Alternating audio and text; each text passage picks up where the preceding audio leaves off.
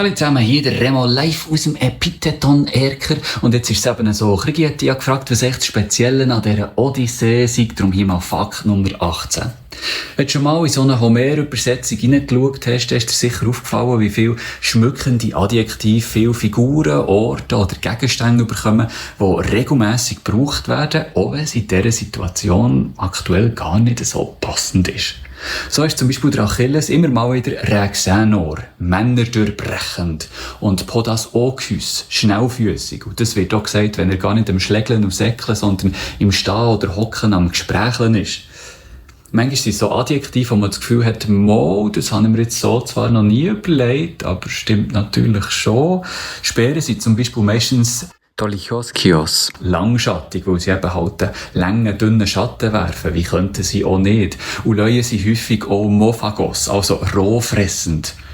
Klar, die machen aus den gejagten Antilöpli ja kein Barbecue. Diesen schmückenden Beiwörter, häufig Adjektiv, aber nicht immer, sagt man Epitheta, im Singular Epitheton. Sie ergeben zusammen mit ihren Bezugswörtern meistens eine metrische Einheit, so dass man beim Improvisieren von diesen Gesängen auf vorgefertigte Bausteine zurückgreifen kann und sich damit auch ein bisschen Zeit verschaffen kann. Für den nächsten Vers.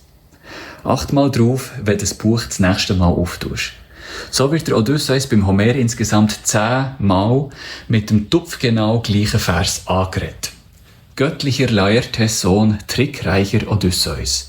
Diogenes Laertiada Polymachia Odisseo.